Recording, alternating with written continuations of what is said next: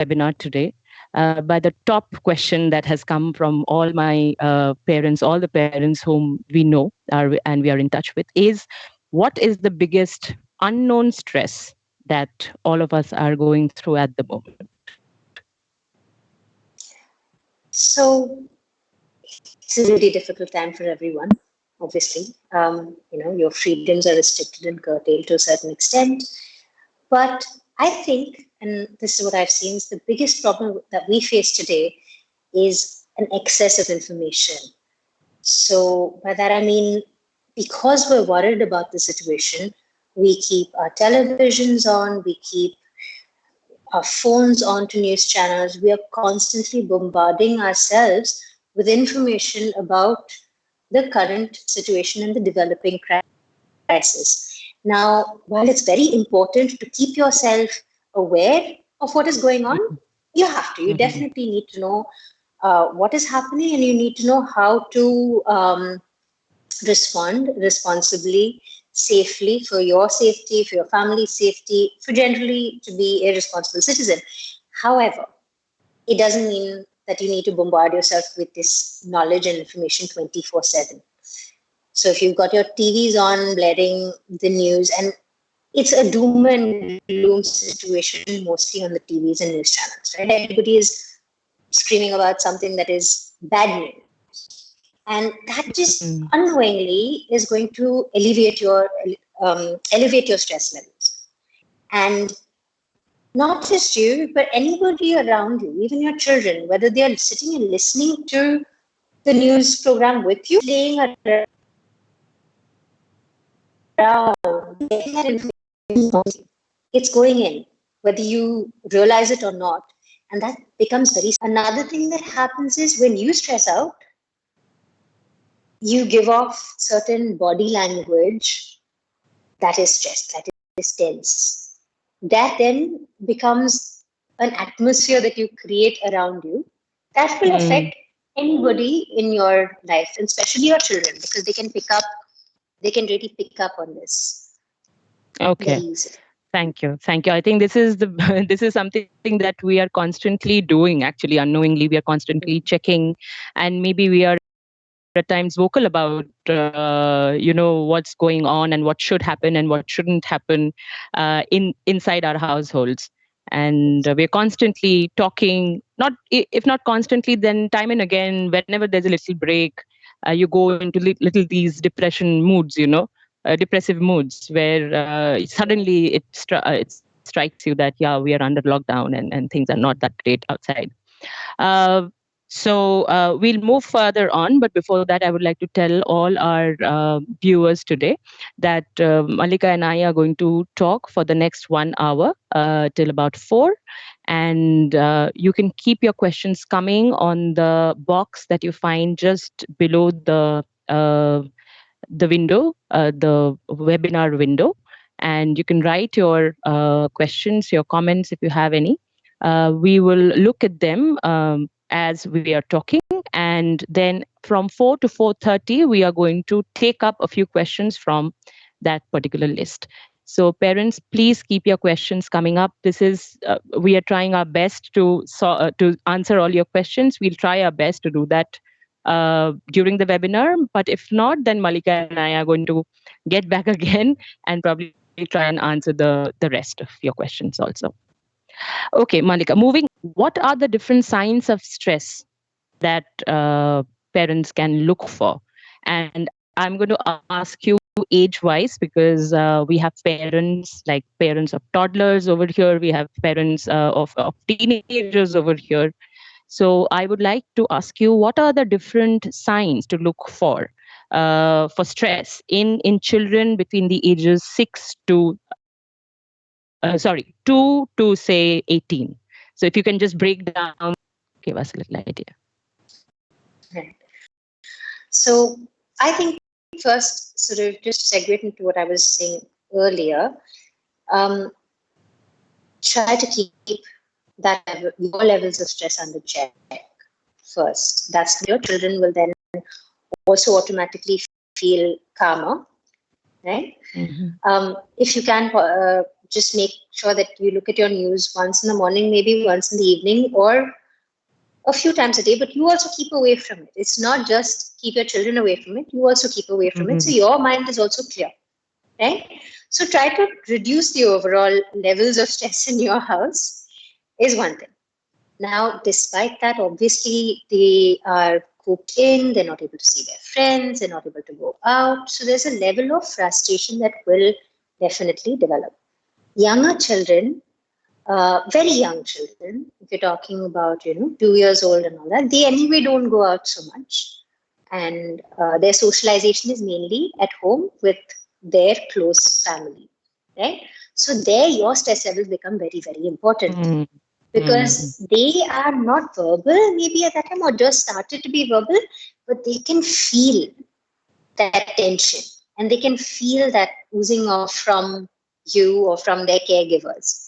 So you need to be normal as you can with them so that they don't feel like, oh my God, that tension doesn't creep into their bodies, their lives. So keep yourself as normal as possible around them. Do whatever activities that you do with children of that age to keep them engaged. Give them plenty of sensory stimulation, give them plenty of, love and cuddles and kisses and however you normally interact with your babies, right? Don't have to change anything about that. Or Um, overdo it. Don't overdo it no, also. don't overdo it Mm. because that's also not something they should get used to. But keep it, whatever you've been doing is good, and keep it going, right? For All that right. age group. Now, toddlers, when we come to slightly older children, like who are talking, who are beginning to understand the world around them, who are actually assimilating quite a lot of information, even if you are not registering that they are uh, taking that in, right? So you might see them acting out. You might see them getting very frustrated, cranky, moody, not wanting to eat certain things, saying things like, "No, I want this," or "I don't want that," or just generally having mood swings.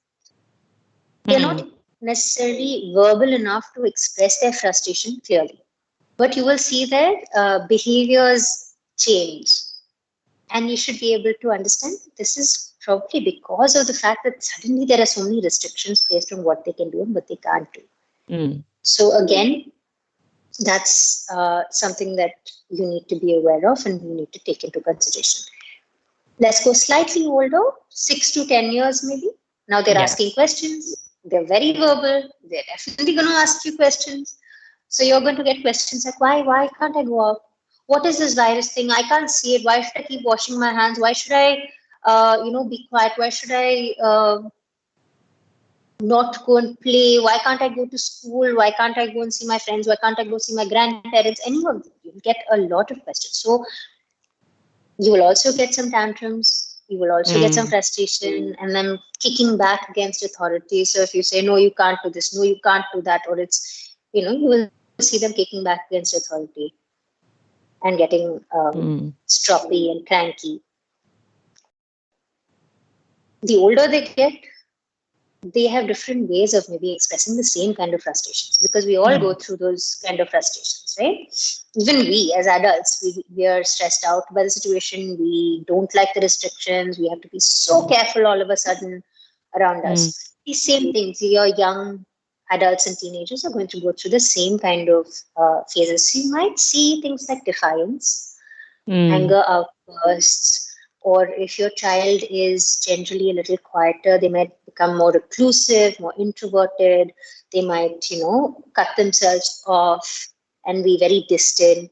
So you could Mm. see different moods appearing that would Mhm. tell you that there's something off from what's normally how they behave and interact with people. I think Malika that 6 to 10 years old, that age group is basically the most vulnerable age group at this moment right now, because the parents, I have received some concerns from the parents where there is an online school for them the whole day.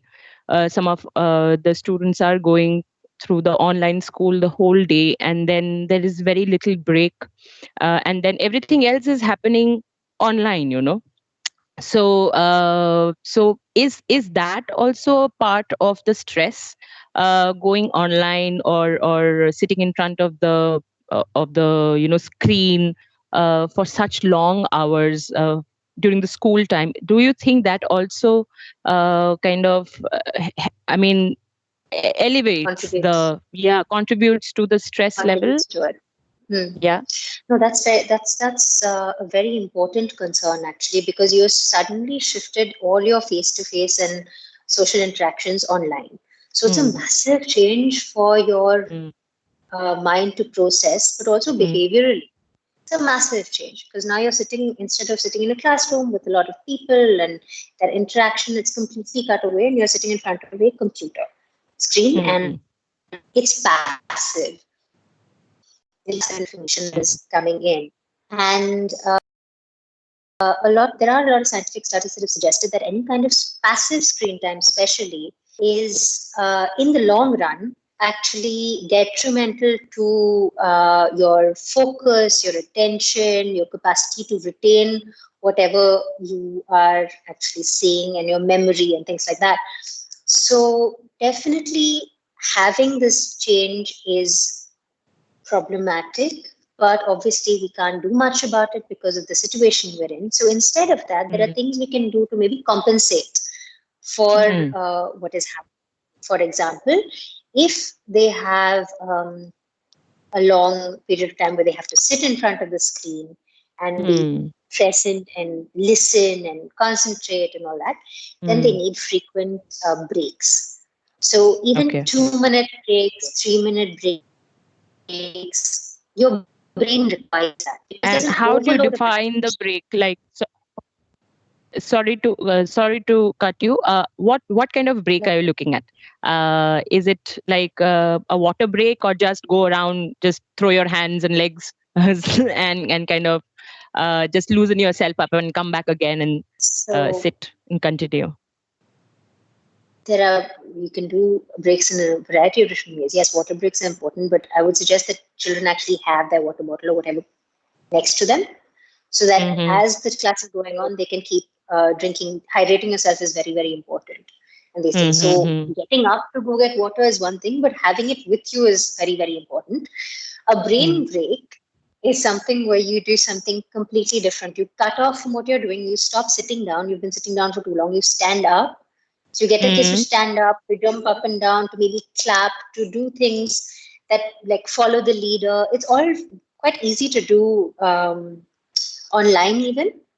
And it's Mm-hmm. also easy to do. Supposing you're homeschooling your kid and you're sitting with them with their work, after 15, 20 minutes, they need that break.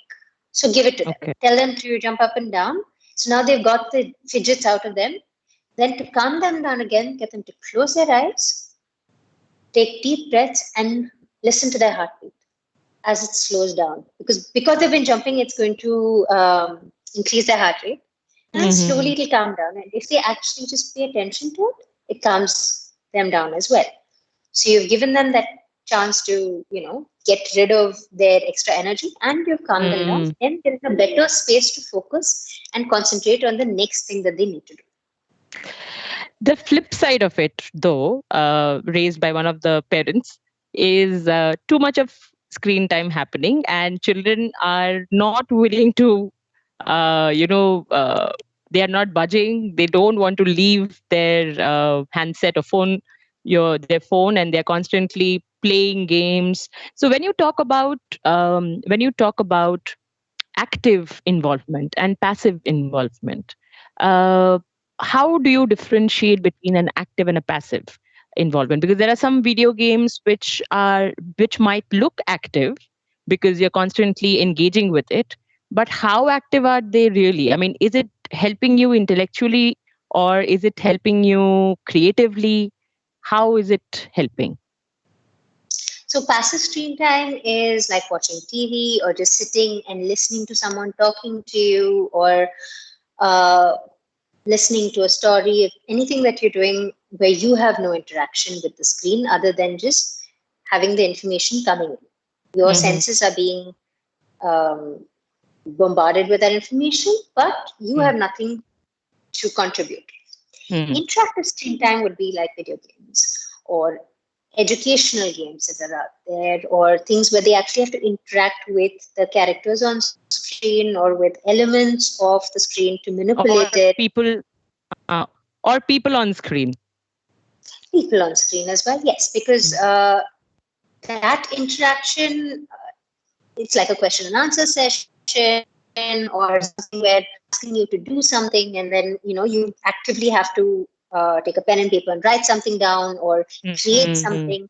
So there is opportunity for a lot of interaction online as well, and it's very, very useful and very good. However, caveat is it needs to be limited. There is an age for everything. My next question is that. Right. What is the limit? Yes. So when they're quite young, so till about 6 years, I'd say you give them not more than half an hour of passive screen time. Or if their favorite show lasts for 40 minutes, that's fine. But not more than that in a day of passive screen time. And then you can give them about half an hour of interactive screen time. And the interactive screen time can be video games, can be educational content, could be talking to, their friends and teachers on a video chat or something, anything like that. But not more than an hour totally in a day. They should actually be using these gadgets. Now, as they grow older, you can extend that to an hour of passive and an hour of interactive, maybe. So 2 hours within a day. Talking about the school time, which they have to do. I'm saying this is extracurricular. So this is not what's mandated by the school, but otherwise. And if you want, say, like movies and things, long feature films, make that a treat. Make that something that you do once a week. Make that something that you do maximum twice a week. Don't, every day, don't put them in front of a long 2-hour movie and let them watch a 2-hour movie.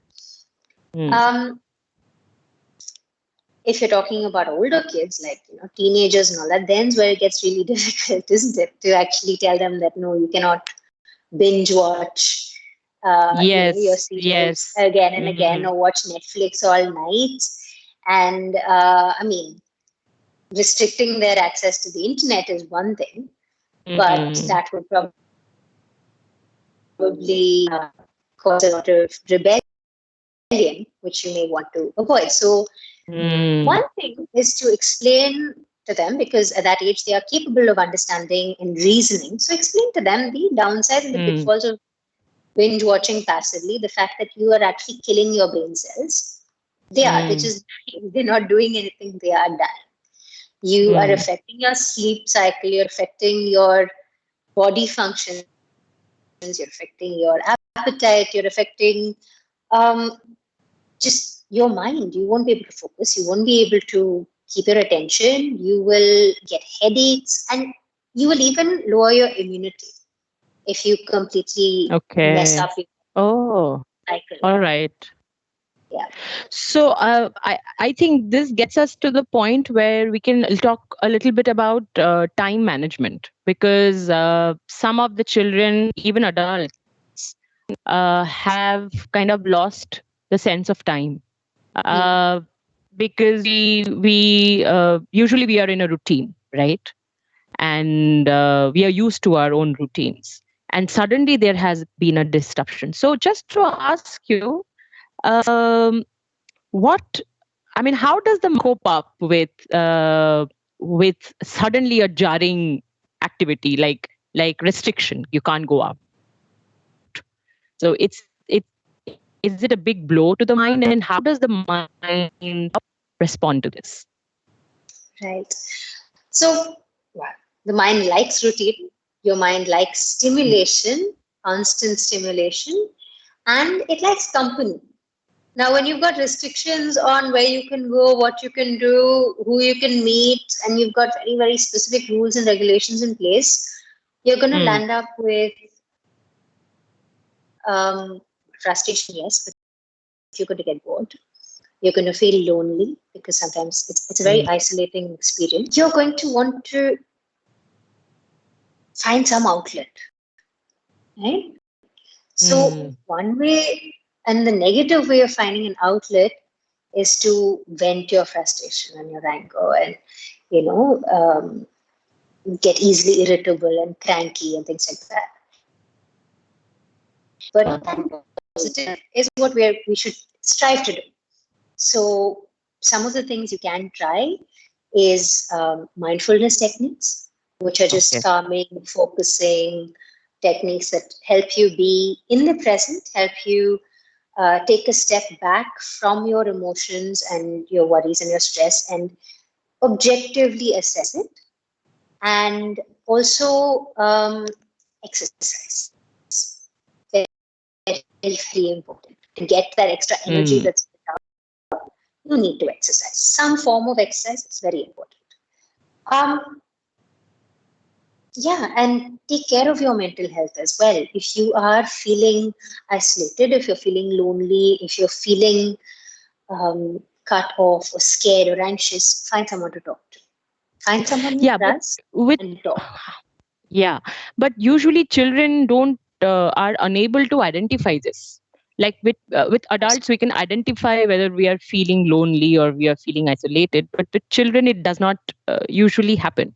Usually, we see mood swings in children. So let me just ask you a very very simple question: what is mood? Right. Well, we've all been through moods. We all know what the expression of moods are. So, if you're in a bad mood, you could be moping, you could be hysterical, you could be angry, screaming, shouting, anxious, frozen by, fear, any of these things. You could be hysterically happy as well. So moods can be exuberant and joyous, but moods are essentially extremes of emotion. Emotions we all go through every day. There are highs, there are lows, there's some good ones, some not so good ones. But if you feed your emotions with active thoughts that are actually persistent and irrational, and you keep feeding those thoughts into your emotions, they grow to become this sort of big dark cloud that's sitting in your head. And that's a mood, essentially. And that mood the more you feed it, the more it's going to last and the more it's going to persist. So, what are these persistent and irrational thoughts? Yeah. And what can we do about them? That's very, very important to recognize what these thoughts are, recognize how to deal with them. Right? Now, this holds good for children and adults. First, adults need to recognize their own moods and their own triggers and their own thoughts that are causing them to go into these darker spaces. And then they can help their children confront the same things. So what are they? Right? Some of these thoughts are things like blaming behaviors. Okay. I'm not responsible for everything. I'm going to blame everything on the world. Why me? I didn't do anything. Everything is something else, external. Everything is someone else's fault. Right? So that is something that is, that's one of the thoughts that cause very bad moods. Shoulds is another one. I should do this. It should be like this. I must do this. He should do this. She should do this. Right? Name calling. When you put yourself above someone else, you call people names. You label them. That person's an idiot. They don't know what you're talking about. And this is a very dangerous one because a lot of time when parents are angry, you tend to call your child, don't be stupid, don't be such an idiot. Why are you saying things like that? Be very careful of what you're saying. Labeling is very hurtful, very harmful. It can cause a lot of loss of self-worth. Whether you're calling yourself names or you're calling other people names, it's not something you should do. The other thing is overblowing things out of proportion. saying things like, oh my God, it's never going to happen. This lockdown is going to last forever. I'm always the person who's, getting the short end of the stick. I'm always the person who's having bad luck. So these are overblown statements. You are hyping the whole situation up and causing that anxiety and stress that is already maybe very relevant and is there already, but you're making it worse by using that kind of language and reinforcing those kind of thoughts in your head. Put downs are another one, and like another thing that parents should be very careful, and children also should be very careful when they're talking to their peers or talking to their parents. Put downs. Don't put anyone down. Don't assume you know better than anyone. Don't assume that you are right, and don't assume that somebody else is dumber than you or less capable of understanding something. Parents, very, very important for you, because reasoning is something that is very important to do with children, especially in times like this. Just saying, do this because I told you, because I know, I am experienced, I know what's right, that's not helpful. What is helpful, and even if your child is young, so I'm not talking about a 3-year-old, but say a 6-year-old, a 7-year-old, simple. Keep it very simple to the point that they will understand, but try to give them an explanation for whatever you have asked them to do. As they go older, those explanations can be more scientific, they can be more elaborate, they can even include your emotions, and they should include your emotions even. You should be open to telling your children, this is how I feel. This is why I am feeling a certain way today. Maybe you need your space. Maybe you are stressed, but it's all right to tell them that you are going through these emotions, because then A, they know you're human. B, they know they've got a reference point now. They know that it's all right for them to feel that way as well. And then they will be more likely to come to you for solutions if you are equally honest and open with them about what's happening with you. Okay. Now, Mallika, our generation, like the generation that we are in, our parents have, I don't think if, our parents who are watching us today, their parents, their moms and dads have been very open about their own feelings. But my parents haven't. They never disclosed how they felt.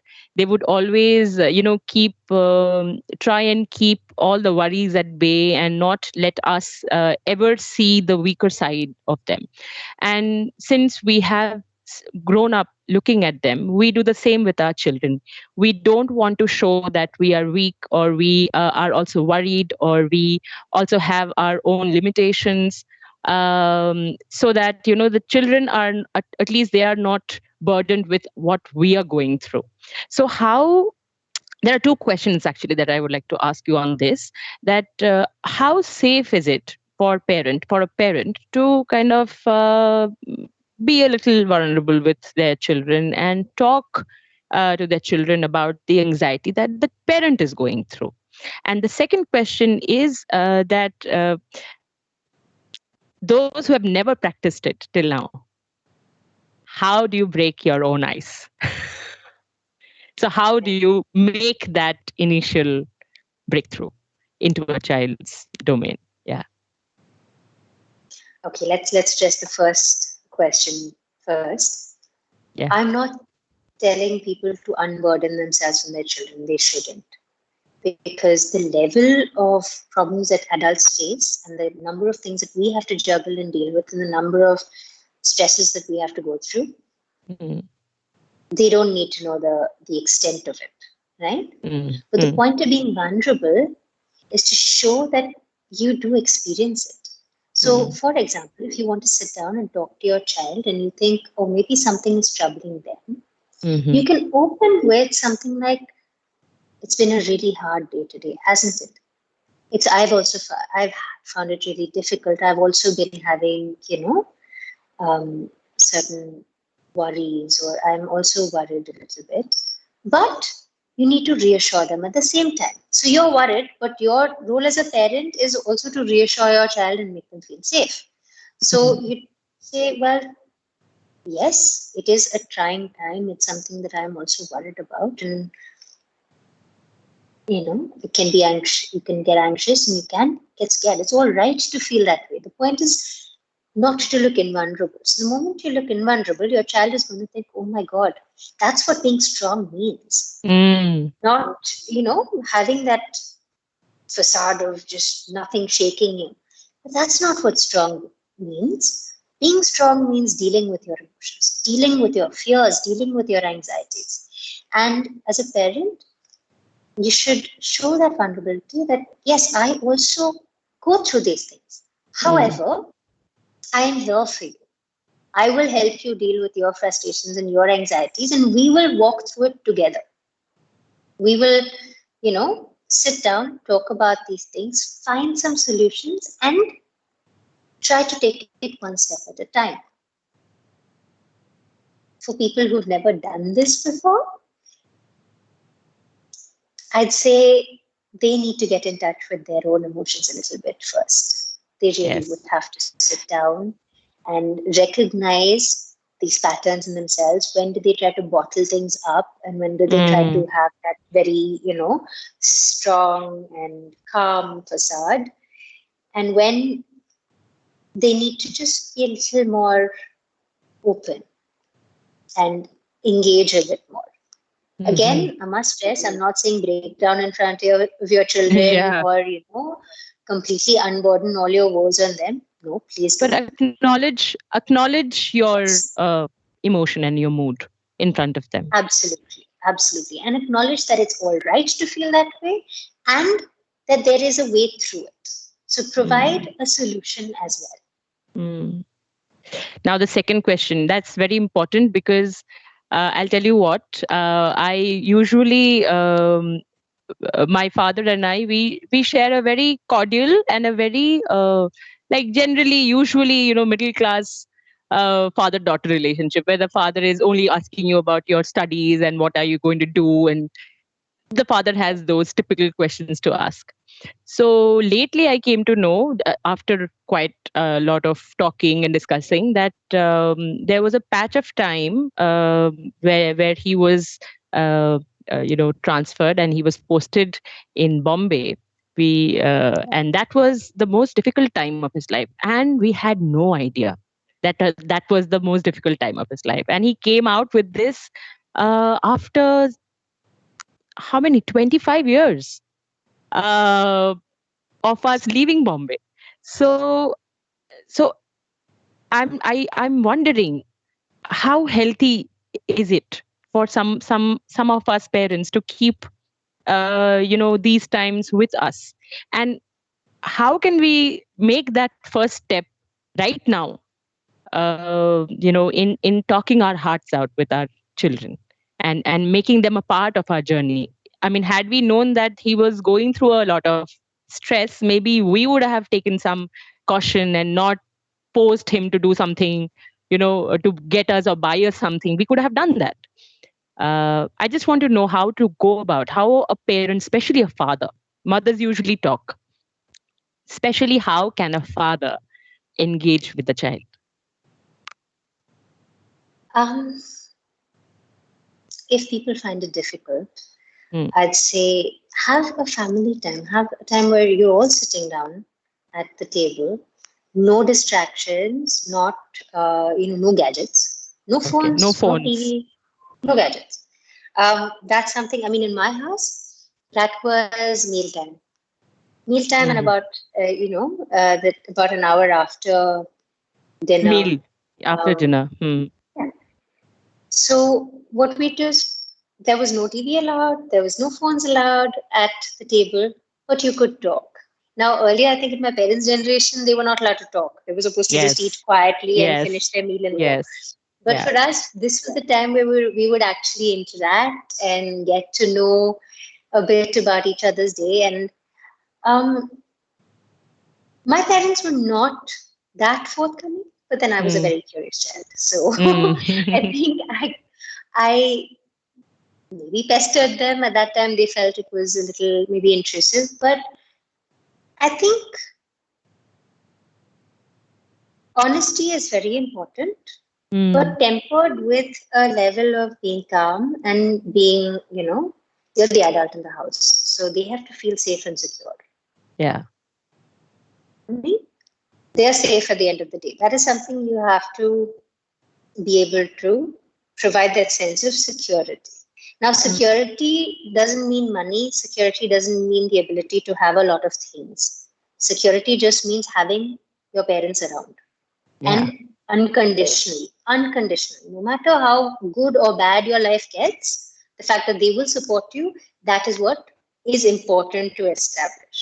Now, if you're going through a lot of stress and you're talking to your children about it Mm. and you've never done this before, maybe Yeah. ease them into it slightly, right? Mm. Ease them into it. Start off with having this kind of family time where you Mm. talk about anything and everything, Okay. right? It doesn't have to just be directly sit down and, by the way, I'm telling you something very serious now, you have to listen. That's a shock for the system. So maybe you don't want to do that. But Mm-hmm. start it off with just getting them used to the fact that you're talking to them, that you're Mm-hmm. interested in their day, and that you will share a bit about your day with them as well. Mm. So just get that ball rolling. And then afterwards, slowly, you can start bringing in conversations about emotions, about stress, about anxiety, and not just yours. Make them feel that they're welcome to tell you about their problems as well. So it's a Mm. give and a take, right? Mm-hmm. And then you have to decide how much is all right for you to diverge. That is Mm. something obviously that person to Yeah, person it will depends differ, from and also person to the person. Yeah. situation, Yeah. and also the Yeah. situation, the Yeah. gravity of the situation. Okay. So Thank that's you. how you would Yeah, that, I approach. think parents, those who are listening to us, I think this is something which you need to really do, because it's for your own benefit, and you will see how your children become more closer to you when you do this. Uh, okay, you spoke about mindfulness, Mallika. Now, if you can, now before I go into that, this question, there are lots of WhatsApp messages flooding our phones, telling us what to do. Okay. They tell us, okay, this should be a routine, read 2 books, tell 2 stories, and things like that. So there is so much that is coming as recommended by such and such person on such and such group or that publication, which are Mm. good. I mean, they're good. How do you filter them first? And because I feel every individual and every family has its own way of doing things. So, how do you recommend that everybody filters that? And mindfulness practice is something which can be done everywhere and by everybody. Absolutely. Yeah. So this can go just across the board. So again, 2 questions. The first is how to filter, and second is maybe if you can guide us through a 3-step process on building mindfulness every day, because Right. that's also one of your forte, mindfulness. Yes. Yes. um, Filtering information. That is the problem of our time now, isn't it? Yeah. Seriously, we're overloaded by it. Constant influx of it. I'd say take what works for you. Mm, What you have, see, everybody's working. mm, Everybody has only a certain amount of time that they can spend with their children, and you want to make that time as fulfilling as possible. What you mm, don't want to do is fill it with a bunch of lists in your head. Ki, I have to do 2 stories, I have to then do 2 games, and then I have to do, take them out for nature walk or do this. That's a list. So you're not actually engaging in fulfilling, that time that you're spending with them. Again, because what's most important is that they've got your time and your attention. Secondly, what do you do with that time that you have with mm, them should be mm, very, what can I say? They should be inspired by it. They should take away something from it. There should be some learning to it. Even if mm. you do one activity, Okay. it's okay. But there But should do be that learning activity attached with to it. Yes, with your Yeah. full enthusiasm, do that activity. If you're doing Mm, a story reading activity, for example, right, and mm, you're reading out the story to them, make the story really interesting. Get into character, mm, especially with the younger ones. Become the cow or the pig or the sheep or whatever it is in that story. Get them involved in it, get them to reciprocate. And this is where a bit of theater and acting can also come into it. And it's everyday stuff. You don't need to be a theater artist to be, absolutely. going Yes. and doing these things. Mm, And children have such a lot of fun. If you're doing an art project or a DIY project with them, again, mm, just focus on whatever that one activity is even, and that's mm, enough. But as long as you plan that activity properly, you know what you want to get out of it, mm. and then they will also learn something in the process, definitely. Okay. Okay. And about mindfulness, maybe three things that every parent can start doing from tomorrow morning or maybe today evening, uh, to to start being in that mindfulness zone. Um, what is mindfulness, firstly? Right? That's one key thing that we need to talk about. Mindfulness just means being in the present. So, usually our minds are filled with clutter. There's so many thoughts that are flowing through our minds. There's so many worries, so many different things that maybe we've seen or heard during the day, and those keep coming in. Hmm. The idea is to filter that out and to just focus on the present moment, whatever that may be, right? Whatever you're doing in the present. So, one thing that pretty much across the board you can do, adults and children, is breathing exercises. So they differ in what you would get the child to do versus what you get an adult or a young adult to do. Hmm. So you would start off with the same thing. You do deep breathing in and out. Close your eyes and you'd sit well. The posture is important. You sit straight. Deep breathe in, out, slowing your breathing down. Right? That itself is a calming act. Exercise. It Mm. itself is calming. When you're going through a panic attack or something, the first thing they tell you is to take deep breaths because you're putting more oxygen into your lungs and you're oxygenating your brain as well. So that Mm. clears the fog. Okay? So Yeah. that's the first thing. Now, when you're doing it with young children, they may not be able to concentrate on their breathing.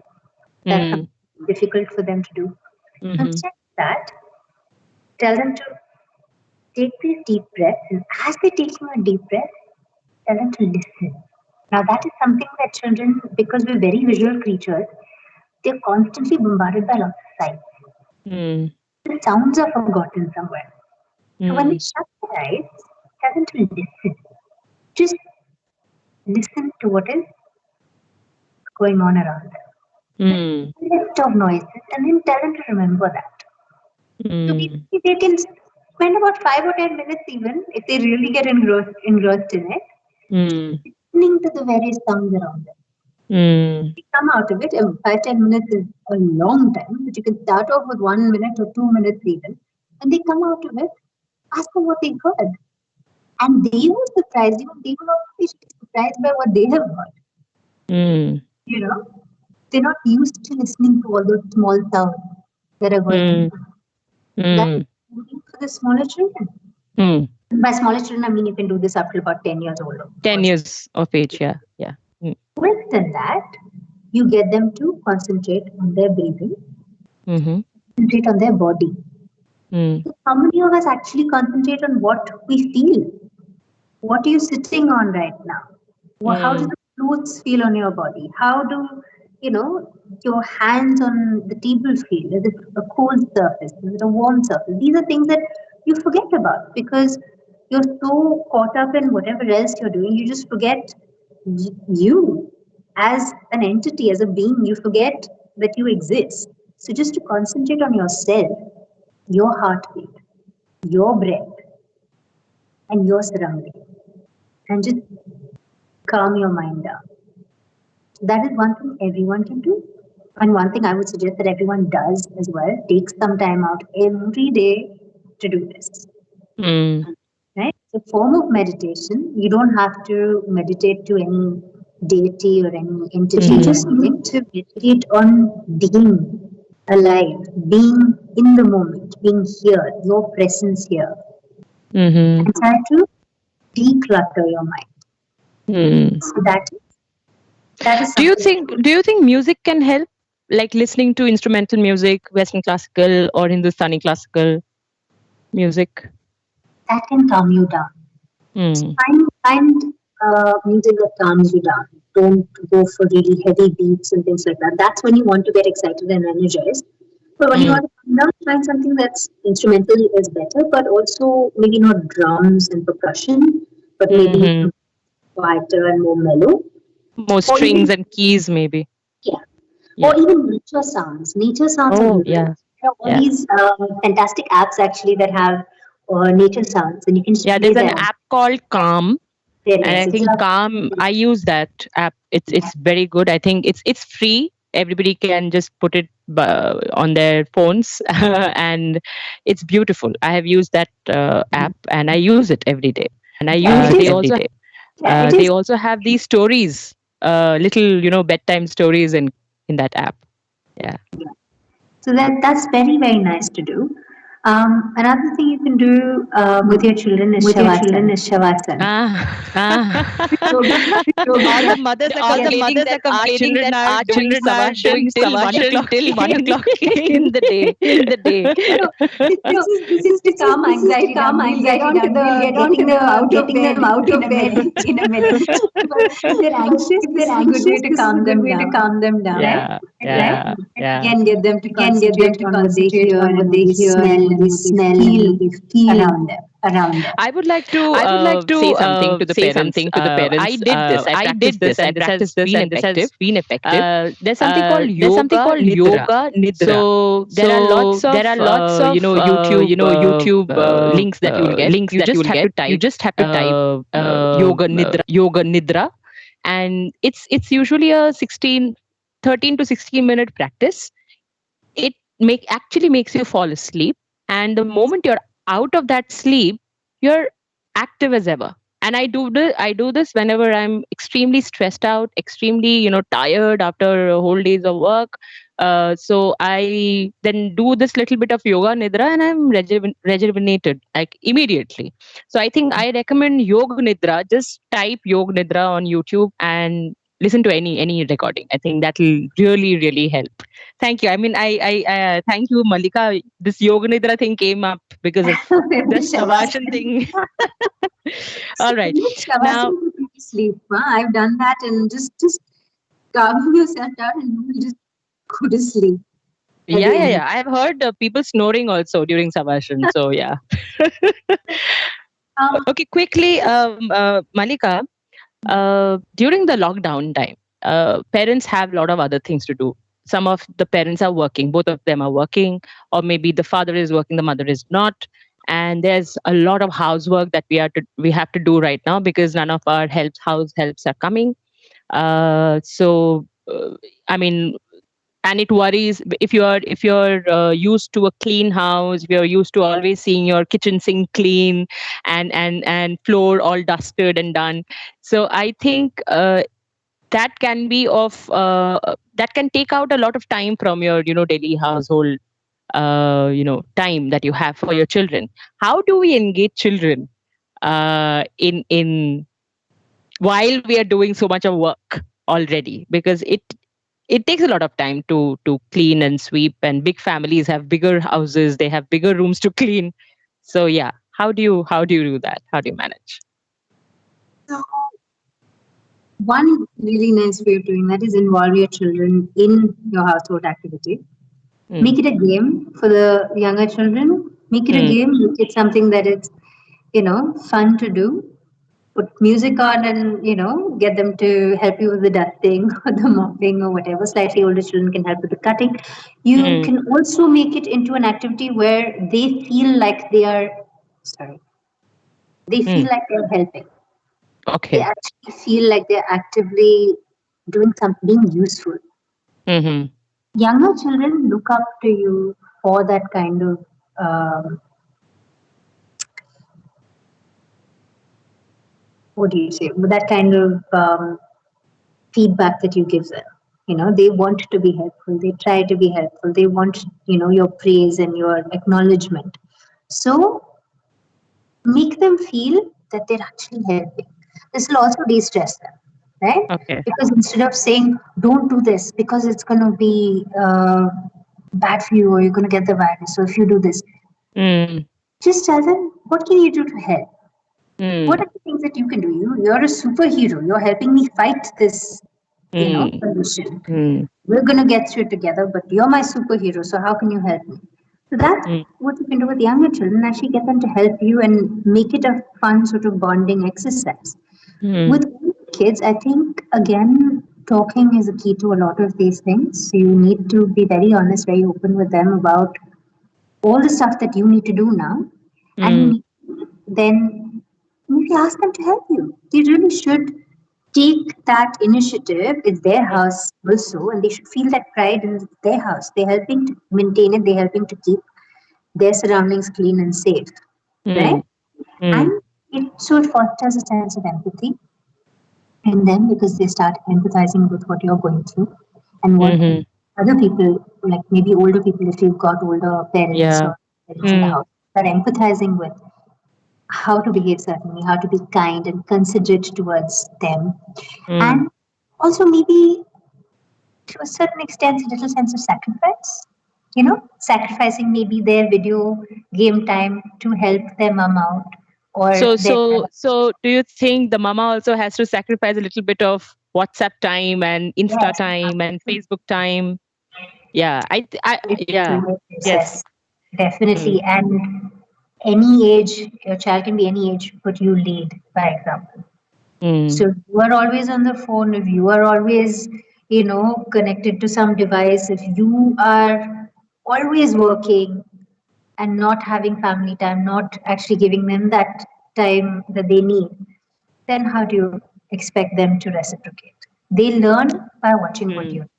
And when you're older, you are finding a sense of self. I mean, you're a teenager, you're finding a Mm. sense of self, right? And you're finding your own boundaries, you're growing into your own person. But what is very important there is sense of respect. Now, if Mm. a parent expects something from you, they should be willing to lead by example because then that you show someone respect, you get the respect back. You Absolutely. can't expect that, just order and it'll get done. And we shouldn't expect that as well because then we're not building well-rounded individuals. We're not giving them that opportunity. We are stunting their mental development as well. Okay. All right. Malika, I think we have come to an end to our talking session, and there are already a number of questions which have come in. In fact, my friend and a fellow mom, Antara, she has written that Peace Out is also a great app, other than Calm. So, Peace Out, PEACEOUT. Peace Out is another app that you can install on your mobile. Okay. The question that I have is, how do my how does how do I ensure that my child uh, is able to keep up the academic continuity? He keeps forgetting the concepts that he learns online. So, how can the child keep up the academic continuity? So this might be something that is to do with the fact that he's just passively sitting and listening to a lot of lectures and finding it difficult. So, I mean, it's possible that the school will start getting used to the fact that they're doing online classes and hopefully make things more interactive. But Hmm. until such a time that happens, there are a few things that maybe we can do from our end also to ensure that these things stay in the child's head. One is let them have a scribble pad with them. Mm. As the lectures are going on, let them scribble questions. Mm. Whenever they're confused, let them scribble that question right then and there so that they remember that they have that question and they Mm. ask it at some point. Now, a lot of classes online that happen abroad, at least, I know that professors always say that they can email them questions. So you can Mm. ask your teachers if they will be willing to take emails from children saying, these are the areas where I'm having difficulty in. Mm. That's another thing. Third thing is if when they're younger, maybe you will be in a position to help them out. But Mm. again, you need to obviously know what they're having difficulty with. So create these kind of charts or boards. If you have a whiteboard, nothing like it in your house. But if not, just have chart paper and have your questions of the day. Get them to Okay. put that down in order, like whichever burning questions that they have or concepts that they've learned that are difficult, let them put that down over there. And those Okay. are the things that you would want to make sure that they revise in the upcoming days. Mm. Again, don't maybe get them to revise everything that they've learned in one day, Mm. but just one thing.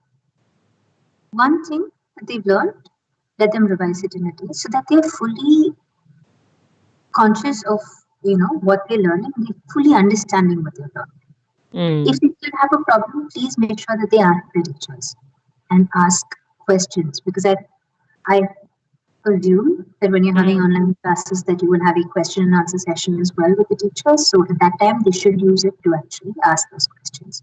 Okay. And if they feel that they can't ask, online, then maybe email the teacher and find out. Okay. This question actually came from Lakshmi Rao, and she has a 7-year-old boy, Srinivas. So Lakshmi asked this question. We have another question. Mr. Kumar is asking is that my kid seems to be angry, aggressive, disobedient these days. Are they feeling very stressed because of the lockdown? What can we do about it, ma'am? How old is this gentleman's child? We are not sure how old his child is. Okay, Uh, that's fine. That's fine. We'll take it as a general question. yeah, if we can just take it as a general question, I think should be below 10 because angry, aggressive, and disobedient is very much Usually, like usually a 9 or a 10-year-old. defiant and Yeah, so yes, forth. Or probably how the older yeah, children would. Yeah. yeah. Um, yes, most probably they are being affected by the restrictions that they're taking. But, Mm. it's very good to assume that especially if this behavior has started recently, Mm-hmm. it's okay to assume that it's because of something that has happened recently and Mm. any restrictions that we're currently facing. So again, please sit down with your child. Please ask them very direct, pointed questions. If they're angry, why are you angry? What is making you angry? What did Mm. maybe you said something? Maybe you reacted in a certain way that got them angry. There has to be a trigger, right? Even if the trigger is they have too much energy or they're frustrated, that's still a trigger. But you need to find that out. So you ask them very directly, what is going on? Sit them down, calm them down first. You have to lay your boundaries very clearly. It's like, we Mm. will talk, we will solve this, but you will not talk to me in a certain volume or tone or Okay. whatever. You will keep your boundaries. You have to, right? Because you're the authority figure and you need to maintain that. But also be very open to understanding and listening to what they have to say. Yeah. Once you understand why the trigger is there, then you can focus on the how of actually solving those problems. Actually, solving the problem might be easier than getting them to open up to why they're being angry. So the first step is to Mm. actually get them to start opening up to you about why they're feeling certain emotions. Okay. So a directly asked question will work. You're saying if we just directly ask them, I think you need to calm make them down first. If they are okay. acting out or whatever, have a timeout. They Okay. need to calm down. Mm. Nobody in that state of mind is going to be able to, even you as an adult, if you're in a very bad mood, you're not going to be in a state of mind to think clearly. Wait till that passes, wait till they calm down. Maybe try mindfulness techniques with them, or start teaching them the mindfulness techniques when they're in a good Mm. mood, so that they can implement them when they're in a bad mood Okay. and Okay. calm themselves down.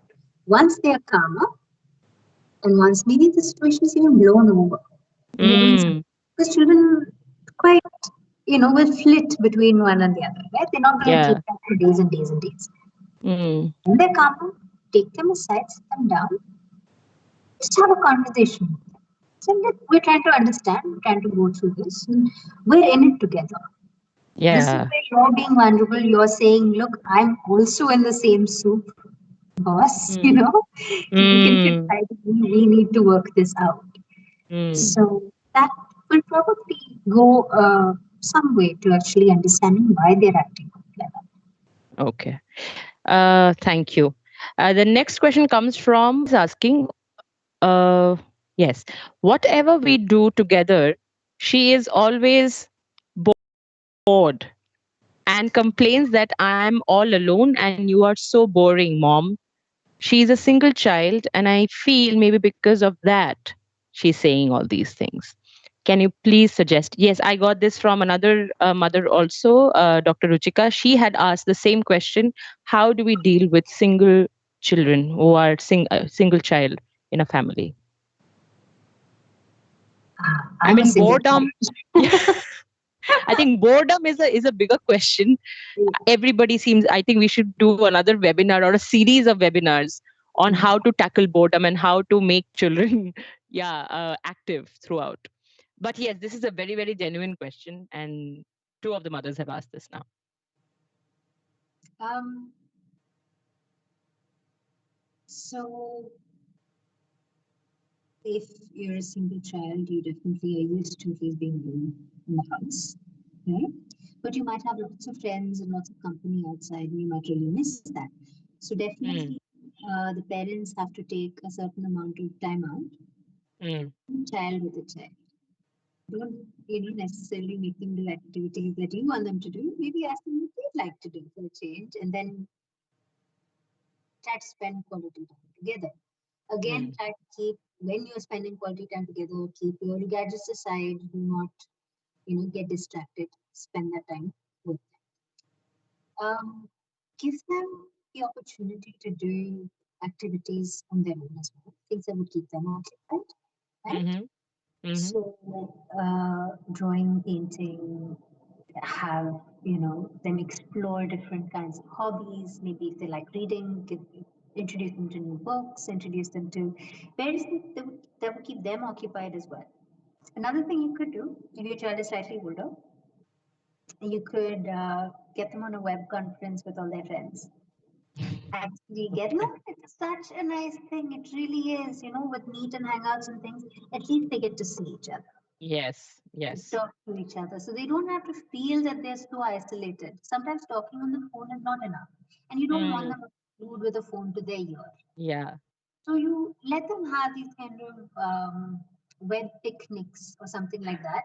Whatever Yeah. everybody Web uh, parties. web parties, whatever.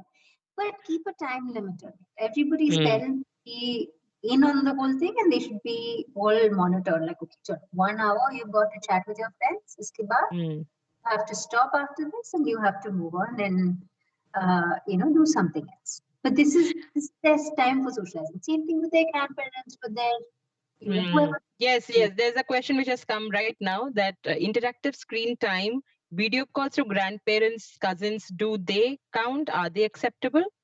I Yes, think yes. I think yes.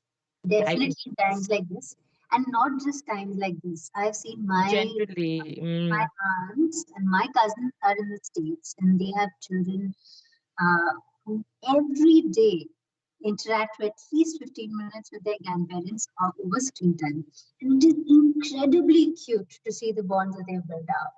And sometimes really funny also, because my aunt goes into making all these really funny faces and noises. It's brilliant.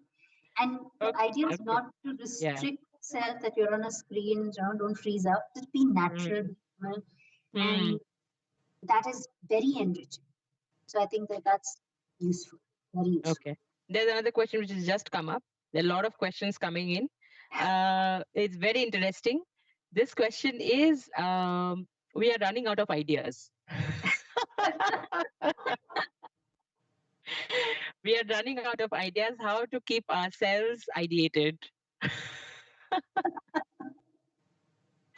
How do you keep yourselves Yeah, rejuvenated? rejuvenated with ideas and new ideas, because parents, I'm sure a lot of parents are trying various new things to do with their children, but they are running out of it. Children are, coming out of that thing quickly. I mean, they are able to solve problems, I think, faster now. So, how do you generate new ideas? What can a parent do to generate new ideas? Storytelling is a brilliant way of doing that. Story time is brilliant. Not old stories, but get them to generate their own stories. So you start a line and get them to finish it and get them to ideate and build stories. And you Mm. can take that into role playing and drama and dress up and, so one day you create the story, the next day you create all the props for it, the next day So you do have a mini drama session at home, a mini drama program at home. fun, right? Yeah, I think I should conceive one for parents. Maybe a complete program, what they can do step by step every day. Absolutely, and that'll take you a good part of a week to get from Absolutely. point A to the actual drama and whatnot. It's one thing to do. Yeah. Other things to do, I think there are a lot of mindfulness exercises that you can do. Mm-hmm. Things that keep children aware of their surroundings and stuff. So I Spy is a brilliant game to keep I small spy. children. I Okay. Spy. You know the Okay. one I Spy with my little eye, something Yes, that yes, yes. Yeah. you can use it with both things you can see and things you can hear also. Okay, you Mm. can see with your little eye, but you can hear with your little ear. Mm. And get them to notice their surroundings. Now, if you've got a balcony, that's great, right? Go outside, sit on the balcony, get them to look outside at various things. So um, try to make them engaged with their surroundings as much as possible. Mm. Drama, music, dancing, singing. Let Mm. them have a bit of time every day to go wild. They need it. They need the time to let off some steam. Mm. So if you've got a designated room that you want to have that. If you want to do it, go in for 15 minutes, Mm. out, throw pillows, have a pillow fight.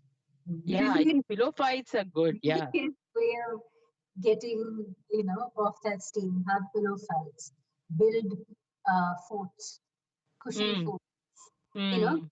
To use objects and things in the house. Make an orchestra with whatever you've got, pots and pans and whistles and whatever you've got in the house. Mm. And start creating with whatever you have. Just let them Mm. go a bit wild. And I also think that parents, especially moms, should stop worrying about an unclean house now. It's okay. I think it is all right. I think this is something that all the mothers should tell themselves, and all the parents who are there at home should tell themselves that it's okay to not have a properly kept house. Nobody's coming to your house, right? Nobody's going to come to your house. So I think it's okay. I think Okay if you have not dusted, or if you, yeah, yeah. we differentiate between clean and messy. So clean, Yeah. yes, because it shouldn't be dirty because the environment Yeah. needs to be healthy. But Yeah. messy, I mean, hey, it's fine. Couple of cushions on the floor instead of where they should be. I don't think we should be worrying about that right now. Yeah. Okay. There's another question which says that any inexpensive ways to keep children engaged with their senses, like sensory work, which are inexpensive, which parents can engage their toddlers to do. Third, I mean, right? toddlers. Yeah, still Toddlers, or I think the question comes from Sonal. She has twins, and both of them are 7-year-old boys. One of them is autistic also. So, she actually wants to know how she can engage children, her children, in sensory stuff, but inexpensive, because toys are very expensive nowadays, and right now, this period, I think I'm not talking just for lockdown. I'm talking about beyond lockdown also. Mhm. During lockdown, definitely nothing is going to come. You can't go out. You can't buy anything. So, and children are losing interest in the toys that they have right now. So, what are the different things? Like I remember my grandmother used to, engage me in peeling pea pods and counting the number of peas. I think that's a great idea. It's That good. that Yeah. parents, yeah. You can use anything you have in your house. Sensory Mm. stations are very easy to build. So if you've got those containers where you spice containers, you know, Yeah. those little glass, you fill them up with different beads, bells, uh, beans, kidney beans, rice. When you shake them, they're going to have a different sound. So you Mm. get your kids to close their eyes, listen to different things, and guess what could be Mm. in. When you cover it with something so that they can't see, it shouldn't be a clear box. They Mm. shake it and they have to guess what's in it. So those are Mm. guessing. You get them to shut their eyes and you can play memory games, hand them things, Mm. whatever things that Yeah. are around the house. They Mm-hmm. feel it. They need to describe it. Then they Mm. need to guess what it is. Right? Mm. Then cardboard boxes, if you've got them lying around, and slightly older kids who can, use scissors, or if you want to use it with them and use the scissors and glue and help them build things. Mm. Building towers is amazing fun from just absolute anything that you can get in your house. You don't need Lego blocks or something to build it. Use Yeah. cardboard, use buttons, use pots and pans in your house if you're Also, trying atta instead to of Play-Doh, Play-Doh, yeah. And food coloring. Food coloring is food really cheap. coloring. So put food coloring in your atta, and you've got different colored atta, and you can make a sensory station like that. You Mm. can have a sandbox, again inexpensive, but and you can hide things, so treasure hunts in the house. So small things. It doesn't need to be the treasure doesn't have to be anything very big, but Mm.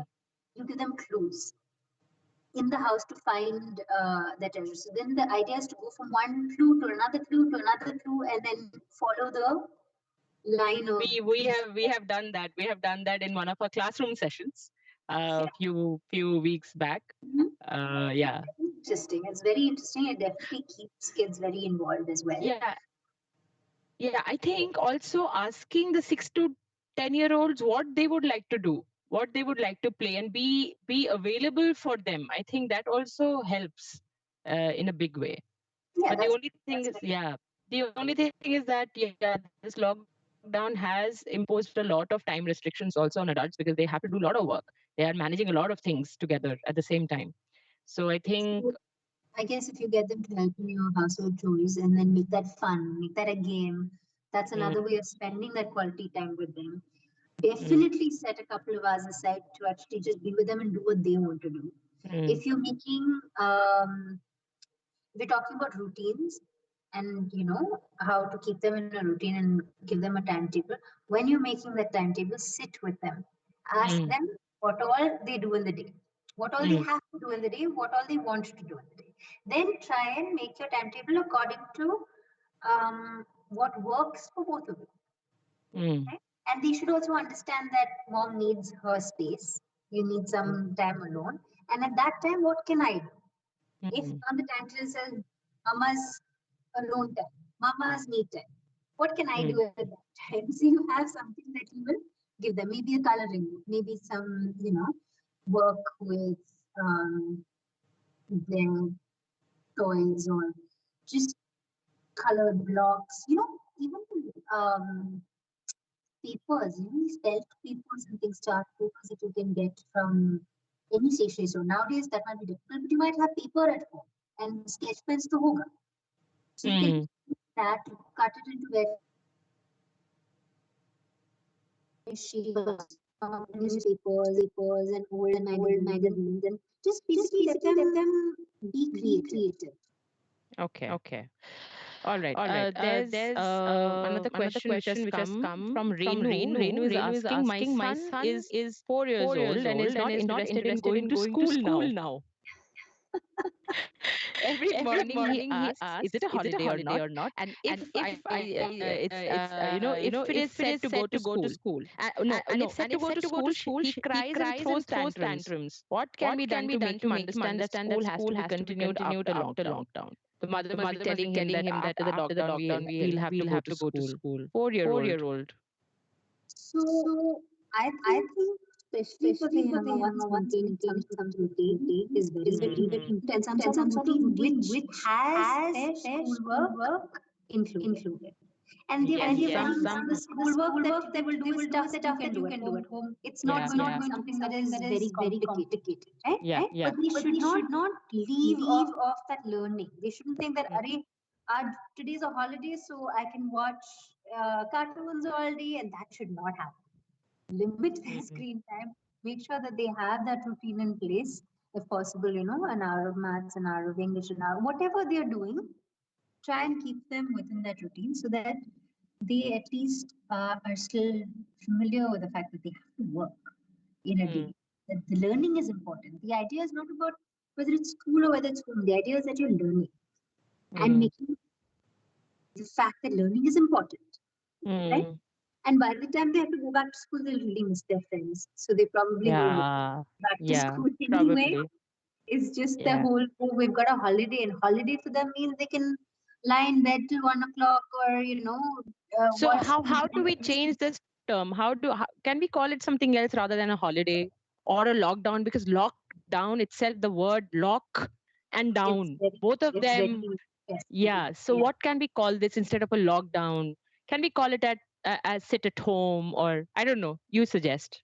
What can we call it? Well, if you're doing homeschool, then call it a homeschool. You have school today. Have school. It's at home, but you've got school. You sit and do your lessons. This is your time. You have your break time, your lunch time, whatever.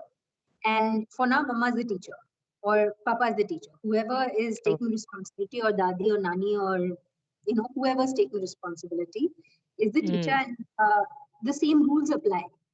There's no getting away from school per se. I don't think get them out of the habit of that. Okay. One last question that we can take because we don't have enough time. This is from Hari. He runs an academy, an extracurricular academy.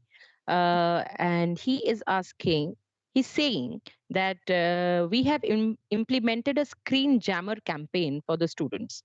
That is to reduce the screen time and to avoid internet usage by students from 8 p.m. to 8 a.m. the whole night, basically. What effect will it have on children? He's asking whether it will be a positive or a negative effect, or no effect. So I think that screen jammers are one thing. As I said, you can turn off the internet, but what kind of response are you going to get from your child is dependent on the kind of boundaries that you have set for them. Yeah. So if you start at a young age and give them that freedom within certain constraints that you have laid out, be very clear about their boundaries, then I don't think you will have so much of a problem. If you haven't done that, you might have initial teething trouble in getting them to understand that it's not good. But as And I you said, have to again lead by example. You again have to lead. You have to lead by example. Always. I mean, that is a mantra, I think, throughout. If you're a parent, that is your mantra. That is your mantra. If you're a teacher, that is your mantra. Absolutely. You can't do something and then tell them, like, you can't smoke and then tell your kids don't smoke. I mean, it's just, there's no logic there, right? Because they see you doing something and they say, no, that's bad. Then they're like, how? Why? Or, So do you think it's a good thing? Do you think it's a good thing to stop screen time for the entire family for say 12 hours, beginning like 8 p.m. in the evening, or maybe for 10 hours at night? Anyway, at night people should not watch a lot of screen. I mean, I believe that you should not watch a lot of screen exactly before you're going off to sleep, because that hampers your sleep also. Yes. Yeah. I I don't know whether I would be completely for screen jamming because Ha. I think it's self-regulated is better rather Okay. than having something Got it. cut off. But I suppose if there's no other recourse, then but everybody, it's not just screen time for the children, then it's everybody in the family. Everyone in the family. All right, Mallika, we have come almost to the end of the session. Quickly, if you could tell us during the lockdown time, or sit at home time, or fun time at home only, uh, what are the top three do's and top three don'ts for parents? Right. So let's start with the don'ts. Right? Don'ts, yes. Let's start with Let's the don'ts. don't give in to tantrums. Don't Okay. give in to your kids just because you think, oh, they're feeling stressed, they're feeling this thing. Don't let down those boundaries that you've created. And if you've got them for very good reasons, keep them. Mm. They require. So don't shout and scream at them because they're already stressed and frustrated enough. Mm. You're stressed and frustrated. You shouting and screaming will only antagonize them further or make the situation worse rather than better. So try to Mm. keep your tempo, lead by example, try to keep your tempo and then tell them to keep their tempo as well. Mm. Right? Third thing, and I think it's very important, don't be overbearing and don't order them around. Do not say things like, I told you, therefore do it. Come Mm. here now because I said so. If they say why, try to reason. Try to give them an explanation, whatever that explanation is. If they're younger, then very simple explanations. If they're older, they can understand whatever you are trying to tell them. So give them that freedom to actually think and understand and listen to what you have to say also. Treat them Mm. like, adults and human beings. Not adults, but treat them like they've got the mental capacity to understand and they do. They Mm. really do. So Mm. those are the definite do not. Let's And go to do's? the Yeah. do. First one, always try to explain your position. Whatever I think I just said, and I'll reiterate it. Explain yourself. Mm. Reason with them, explain yourself. Mm. Two, especially important in these times is to examine your own emotions, to keep control of the amount of stress and tension that you yourself are taking. Because if Mm. you are highly stressed, everybody else is going to be stressed. So you need to maybe take a break yourself. Yeah. Go take a walk, go outside with a cup of tea, sit down, calm yourself down. So be Mm. aware of your own stress level and then Finally? encourage them to share with you. Encourage them to Okay. share their questions with you, encourage them to open up to you, and then work through together to find solutions for these things. Mm. So, those All are right. All right. Thank you so much. Thank you so very much, Mallika, to join us for this webinar, for accepting this invitation. And I hope this webinar has helped our parents to relook at what they could do or they are already doing at home. Just don't take too much of stress because your stress actually gets transferred to your children. Try and work on yourself first. I think waking up in the morning and doing a little bit of meditation, if not meditation, it might sound a boring word, but if you can just do some deep breathing, I think you will be fit for the day. Thank you so much again, Mallika, and see you soon. Thank thank you. you Thank you, very much. everybody. Thank you. Thank you. Good evening, Bye-bye. everyone. Thank you. Bye-bye. Bye.